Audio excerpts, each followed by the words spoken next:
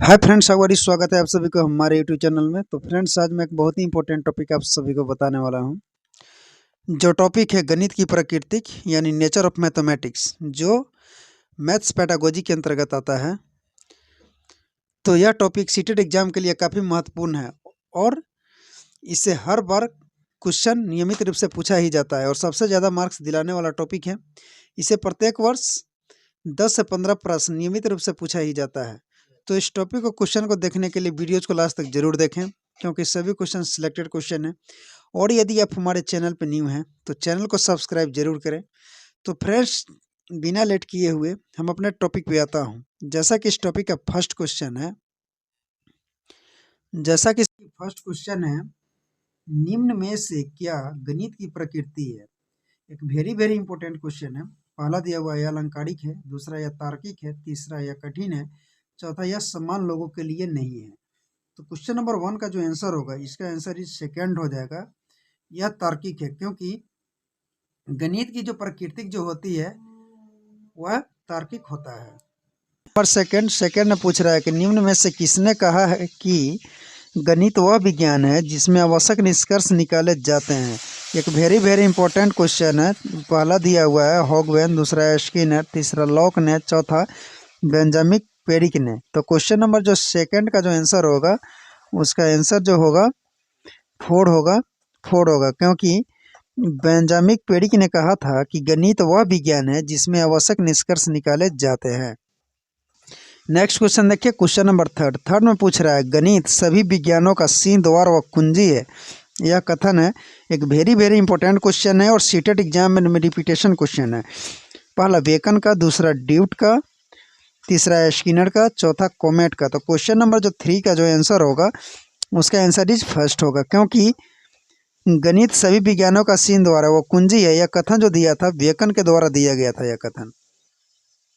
अगला क्वेश्चन देखिए, question number 4 में पूछ रहा है कि गणित के नियम व निष्कर्ष होते हैं। पहला वस्तुनिष्ठ, चौथा सार्वभौमिक, तीसरा वस्तुनिष्ठ और सार्वभौमिक दोनों ही, चौथा उपरोक्त में से कोई नहीं। तो क्वेश्चन नंबर 4 का जो आंसर होगा, उसका आंसर इज 4 होगा, क्योंकि गणित के नियम और जो निष्कर्ष जो होते हैं, न तो वस्तुनिष्ठ होते हैं, न सार्वभौमिक होते हैं, और न ही वस्तुनिष्ठ और सार्वभौमिक, दोनों में से कोई नहीं होती। इसलिए इसका आंसर कौन हो जाएगा? 4 हो जाएगा, उपरोक्त में से कोई नहीं। नेक्स्ट क्वेश्चन देखिए, क्वेश्चन नंबर 5, योजना एक उद्देश्यपूर्ण क्रिया है जिसे मन लगाकर सामाजिक वातावरण में पूरा किया जाता है। गणित शिक्षण की योजना विधि की उक्त परिभाषा किसने दी है? पहला किलपैट्रिक ने, दूसरा थॉर्नडाइक ने, तीसरा क्रो एंड क्रो ने, चौथा स्किनर ने। ये भी ये काफ़ी इंपॉर्टेंट क्वेश्चन है। तो क्वेश्चन नंबर जो 5वां का जो आंसर हो जाएगा, इसका आंसर इज फर्स्ट होगा, किलपैट्रिक ने, क्योंकि योजना एक उद्देश्यपूर्ण क्रिया है जिसे मन लगाकर सामाजिक वातावरण में पूरा किया जाता है। गणित शिक्षण की योजना विधि की उक्त परिभाषा जो है किलपैट्रिक ने दिया था। क्वेश्चन नंबर 6 में पूछ रहा है वह उद्देश्य जो शिक्षक गणित पढ़ाने के बाद कक्षा में ही प्राप्त कर लेता है उसे कहा जाता है। पहला सांस्कृतिक उद्देश्य, दूसरा शैक्षणिक उद्देश्य, तीसरा सामाजिक उद्देश्य, चौथा ये सभी। तो क्वेश्चन नंबर जो 6 का जो आंसर होगा, उसका आंसर क्या हो जाएगा? सेकंड हो जाएगा, शैक्षणिक उद्देश्य, क्योंकि शैक्षणिक उद्देश्य वह उद्देश्य है जो शिक्षक गणित पढ़ाने के बाद कक्षा में ही प्राप्त कर लेता है। अगला क्वेश्चन देखिए, क्वेश्चन नंबर 7 में पूछ रहा है यह वास्तविकता है कि गणित को बहुत से छात्र कठिन समझते हैं, अतः स्कूल और शिक्षक द्वारा ठोस कदम उठाए जाने चाहिए जिससे छात्रों के गणित समझने के स्तर को बढ़ाया जा सके। उक्त दृष्टिकोण है पहला माध्यमिक शिक्षा बोर्ड का, दूसरा मुदालियर आयोग का, तीसरा शिक्षा नीति 1986 का, चौथा राधा कृष्णन का। तो क्वेश्चन नंबर जो 7 का जो आंसर होगा, उसका आंसर क्या हो जाएगा? उसका आंसर फर्स्ट हो जाएगा, माध्यमिक शिक्षा बोर्ड का। नेक्स्ट क्वेश्चन देखिए, क्वेश्चन नंबर 7 का जो आंसर हो जाएगा, उसका आंसर इज 3 हो जाएगा, शिक्षा नीति 1986 का। क्वेश्चन नंबर 8 एक वेरी वेरी इंपॉर्टेंट क्वेश्चन है। कह रहा है कि गणित की प्रकृति एवं संरचना एवं निम्न विशेषता पाई जाती है। पहला गणित विषय में अक्रमबद्धता, दूसरा गणित की भाषा असंकेतिक है, तीसरा गणित एक रसहीन विषय है, चौथा गणित एक मूर्त विषय है। तो क्वेश्चन नंबर जो 8 का जो आंसर होगा, इसका आंसर इज 3 होगा, गणित एक रसहीन विषय है, क्योंकि गणित की प्रकृति एवं संरचना जो होता है, उसमें गणित एक रसहीन विषय की विशेषता पाई जाती है। नेक्स्ट क्वेश्चन देखिए, क्वेश्चन नंबर 9 में पूछ रहा है गणित शिक्षण में शिक्षक को निम्नलिखित बातों पर ध्यान देना चाहिए। पहला, व्यवहारिक जीवन से विषय का संबंध हो। दूसरा, मानसिक शक्तियों का विकास हो। तीसरा, जातीय प्रतिष्ठा का उपाय हो। चौथा, आनंद की प्राप्ति ना हो। ये भी एक वेरी वेरी इंपॉर्टेंट क्वेश्चन है। तो क्वेश्चन नंबर जो 9 का जो आंसर हो जाएगा उसका आंसर इज 4 हो जाएगा, आनंद की प्राप्ति ना हो। क्योंकि गणित शिक्षण में शिक्षक को जो है आनंद की प्राप्ति ना हो इस बात पर ध्यान नहीं देना चाहिए। क्वेश्चन नंबर 10 जो है सीटेट एग्जाम 2012 में क्वेश्चन पूछा गया है। जैसा कि पूछ रहा है कि कक्षा 4 के विद्यार्थियों को यह समझाने के लिए कि शेष हमेशा विभाजक से कम होता है। उचित उपागम है। पहला, श्यामपट्ट में विभाजन करने वाले बहुत सारे सवाल करना और दिखाना कि हर बार शेष विभाजक से कम है।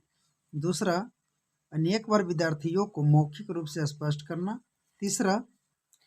तीसरा, विभाजन वाले सवालों को मिश्रित भिन्नों के रूप में निरूपित करना और यह स्पष्ट करना कि भिन्न का अंश शेष है।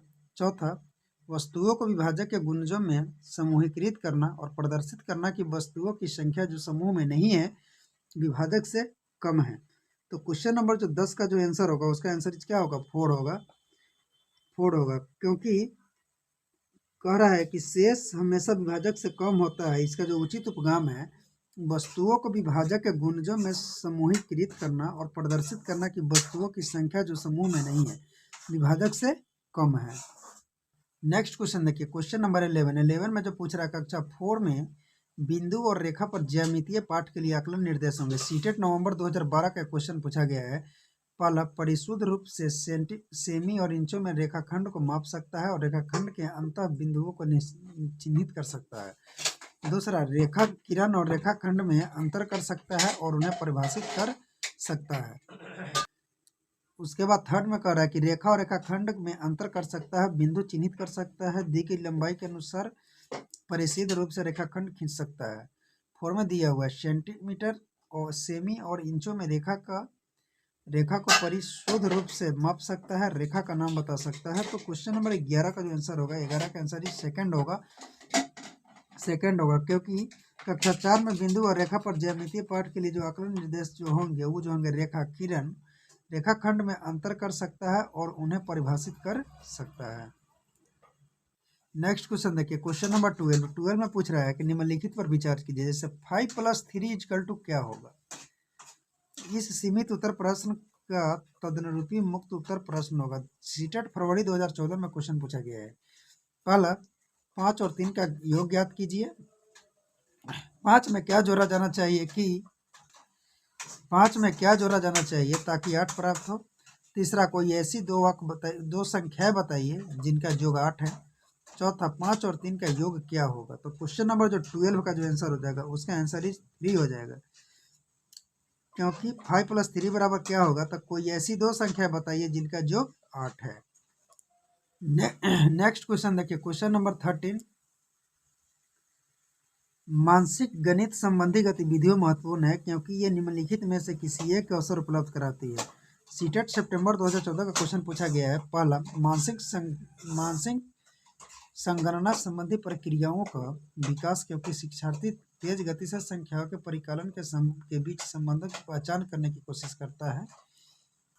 दूसरा, पेपर पेंसिल का उपयोग करते हुए कक्षा में प्रक्रियाओं को सीखने में निपुणता प्राप्त करना। तीसरा, कलन विधि एल्गोरिथम को सीखने में निपुणता प्राप्त करना और कम समय में अधिक संख्या में समस्याओं का अभ्यास करना। चौथा, परिकलन में परिशुद्धता के साथ उनकी गति को बढ़ाने और परीक्षाओं में उनके निष्पादन में सुधार करने में सहायता करना। तो क्वेश्चन नंबर 13 का जो आंसर होगा उसका आंसर जो होगा फर्स्ट होगा, मानसिक संगणना संबंधी प्रक्रियाओं के विकास क्योंकि शिक्षार्थी तेज गति से संख्याओं के परिकलन के बीच संबंधों की पहचान करने की कोशिश कर सके। अगला क्वेश्चन देखिए, क्वेश्चन नंबर 14 में पूछ रहा है कि प्राथमिक स्तर पर शिक्षार्थियों के लिए व्यवहारिक उपकरणों का महत्व है क्योंकि ये बहुत सहायता करते हैं। सीटेट सितंबर 2015 का क्वेश्चन पूछा गया है। ऑप्शन दिया हुआ है। पहला, मानसिक और मौखिक परिकलन की गति बढ़ाने के लिए। दूसरा, परीक्षा में बेहतर प्रदर्शन के लिए। तीसरा, मूल गणितीय संकल्पनाओं को समझने के लिए। चौथा, शब्दों में व्यक्त समस्याओं को हल करने के लिए। तो क्वेश्चन नंबर जो 14 का जो आंसर होगा, इसका आंसर इज 3 होगा, मूल गणितीय संकल्पनाओं को समझने के लिए। नेक्स्ट क्वेश्चन देखिए, क्वेश्चन नंबर 15 में पूछ रहा है कि निम्नलिखित में से कौन सा खुला अंत वाला प्रश्न है। सीटेट सितंबर 2015 का एक क्वेश्चन पूछा गया है। पहला दिया हुआ, आप 15 को 3 से गुना किस प्रकार करेंगे। दूसरा, कोई दो संख्या लिखिए जिनका गुणनफल 45 हो। तीसरा, संख्या रेखा का प्रयोग करते हुए 3 बार 15 का मान ज्ञात कीजिए। चौथा, 15 इंटू 3 का मान ज्ञात कीजिए। तो क्वेश्चन नंबर जो 15 का जो आंसर होगा, उसका आंसर इज फर्स्ट होगा, आप 15 को 3 से गुना किस प्रकार करेंगे। नेक्स्ट क्वेश्चन देखिए, क्वेश्चन नंबर 16 में पूछ रहा है, वास्तविक जिंदगी से गणित का संबंध बनाने के लिए और अंतर विषयों को विकसित करने के लिए निम्नलिखित में से किन मूल्यांकन योजनाओं का उपयोग किया जा सकता है। सीटेट सितंबर 2016 का एक क्वेश्चन पूछा गया है। पहला, क्षेत्रीय भ्रमण मौखिक परीक्षा ड्रिल कार्यपत्रक। दूसरा, सर्वेक्षण परियोजना जांच सूची। तीसरा, क्षेत्रीय भ्रमण मौखिक परीक्षा जांच सूची। चौथा, क्षेत्रीय भ्रमण सर्वेक्षण परियोजना। तो क्वेश्चन नंबर जो 16 का जो आंसर होगा, उसका आंसर इज फर्स्ट होगा, क्षेत्रीय भ्रमण मौखिक परीक्षा ड्रिल कार्यपत्रक। अगला क्वेश्चन देखिए, क्वेश्चन नंबर 17 में पूछ रहा है, कक्षा 1 के एक शिक्षक ने एक विद्यार्थी को सभी वस्तुओं की गणना करने के लिए कहा जिनमें पेन, रबर और शॉर्पनर का संग्रह था।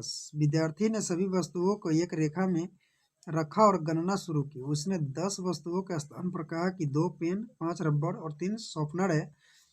आपके विचार से विद्यार्थी को गणना की किस सिद्धांत या किन सिद्धांतों पर कठिनाई का सामना करना पड़ रहा है। सीटेट सितंबर 2016 का क्वेश्चन पूछा गया है। ऑप्शन दिया हुआ है, पहला अमूर्तन और असंगत क्रम सिद्धांत। दूसरा, स्त्री क्रम और अमूर्तन सिद्धांत। तीसरा, एकैंगिक संगतता सिद्धांत। चौथा, अमूर्तन सिद्धांत। तो क्वेश्चन नंबर जो 17 का जो आंसर होगा, उसका आंसर इस 3 होगा, एकैकी संगतता सिद्धांत। अगला क्वेश्चन देखिए, क्वेश्चन नंबर 18 में पूछ रहा है कि गणित के शिक्षण अधिगम संदर्भों में निम्न में से कौन सी प्रक्रिया वांछनीय है। सीटेट सितंबर 2018 का क्वेश्चन पूछा गया है। पहला, खुली पुस्तक परीक्षा से बचना चाहिए। दूसरा, विद्यार्थियों को बताना चाहिए कि प्रश्नों को हल करने के लिए निर्धारित कदमों का अनुकरण करें। तीसरा, भ्रांति को रोकने के लिए मुक्त उत्तर वाले ओपन एंडेड प्रश्नों से बचना चाहिए। चौथा, संकल्पनाओं की अंतर्देशीय समझ को प्रोत्साहित करना चाहिए। तो क्वेश्चन नंबर जो 18 का जो आंसर होगा, उसका आंसर इज 4 होगा, संकल्पनाओं की अंतर्देशीय समझ को प्रोत्साहित करना चाहिए। अगला क्वेश्चन देखिए, क्वेश्चन नंबर 19 में पूछ रहा है कि गणित की कक्ष में अध्यापक ने निम्नलिखित कुछ प्रश्न प्रस्तुत किए। सीटेट सितंबर 2018 का क्वेश्चन पूछा गया है। ये उस आयत का क्या क्षेत्रफल है जिसकी एक भुजा 5 सेंटीमीटर और परिमाप 30 सेंटीमीटर है। बी, उन संख्याओं का समूच ज्ञान कीजिए जिनका माध्यक 4 है। सी, 0 से 8 के मध्य सभी अभाज्य संख्याओं की सूची बनाइए। डी, आयतों के बारे में आपको जो भी गणितीय जानकारी है बताइए। ऑप्शन इसका कुछ इस टाइप से दिया गया है। पहला, ए बंद सिरे वाला प्रश्न है और बी, सी और डी मुक्त सिरे वाला प्रश्न है। दूसरा में दे रहा है ए और सी बंद सिरे वाले प्रश्न है और बी और डी मुक्त सिरे वाले प्रश्न है। तीसरा, ए व बी बंद सिरे वाले प्रश्न है और सी व डी मुक्त सिरे वाले प्रश्न है।